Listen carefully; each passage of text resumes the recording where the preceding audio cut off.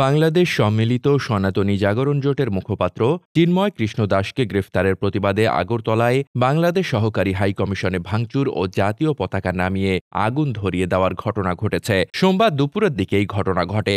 ওই ঘটনার সময়কার কিছু ভিডিওতে দেখা যায় বিক্ষোভকারীরা বাংলাদেশের জাতীয় পতাকা নামিয়ে ফেলার পর তাতে আগুনও ধরিয়ে দিয়েছে। কলকাতা থেকে বিবিসি সংবাদদাতা অমিতাভ ভট্টশালী জানান, চিন্ময় কৃষ্ণ দাসের গ্রেফতারের বিরুদ্ধে হিন্দু সংঘর্ষ সমিতি নামের একটি সংগঠনের সভা ছিল আগরতলার বাংলাদেশের সহকারী হাই কমিশনের সামনে। সভা শেষে সংগঠনের 6 জনের একটি প্রতিনিধি দল হাই কমিশন কার্যালয়ের ভেতরে যায় স্মারকলিপি জমা দিতে। এ সময় বাইরে থাকা কিছু হিন্দু যুবক হঠাৎ বাংলাদেশ সহকারী হাই কমিশন কার্যালয়ের ভেতরে ঢুকে বাংলাদেশের জাতীয় পতাকা নামিয়ে ছিঁড়ে ফেলে। পরে হাই কমিশন কার্যালয়ের কিছু সাইনবোর্ড ভাঙচুর করে ও আগুন লাগিয়ে দেয় তারা। এ বিষয়ে হিন্দু সংঘর্ষ সমিতি কার্যকরী সদস্য বিকে রয় জানিয়েছেন, ডেপুটেশন দেওয়ার সময় বাইরে কি ঘটনা ঘটেছে তা তারা দেখেননি এবং তারা ডেপুটেশন দিয়ে আসার পরও কাউকে অফিসের ভেতরে দেখতে পাননি। ঘটনার খবর পেয়ে ত্রিপুরা পুলিশের শীর্ষ কর্মকর্তারা ঘটনাস্থলে গিয়ে বাংলাদেশ সহকারী হাই কমিশনের অফিসটি ঘুরে দেখেন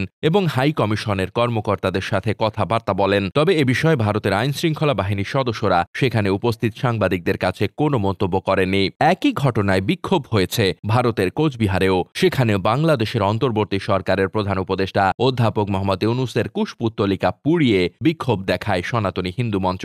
সংগঠনটির সদস্যরা পাশের বাংলাদেশ সীমান্ত লাগোয়া চ্যাংড়া বান্ধায় বিক্ষোভ মিছিল করে। এই কর্মসূচি ঘিরে কড়া নিরাপত্তা ছিল সীমান্ত এলাকায়। এদিকে বিক্ষোভ হয়েছে ভারতের পেট্টাপোল সীমান্তেও। সেখানে সমাবেশ হয়েছে পশ্চিমবঙ্গের বিরোধী দলের নেতা শুভেন্দু অধিকারের নেতৃত্বে। সমাবেশ থেকে অভিযোগ করা হয় বাংলাদেশে সংখ্যালঘু নির্যাতনের ঘটনা ঘটছে। এটি বন্ধ না হলে ভবিষ্যতে সীমান্তে দীর্ঘমেয়াদী অবরোধ দেওয়ার ঘোষণাও দেন তারা। Desk report, বার্তাবাজার।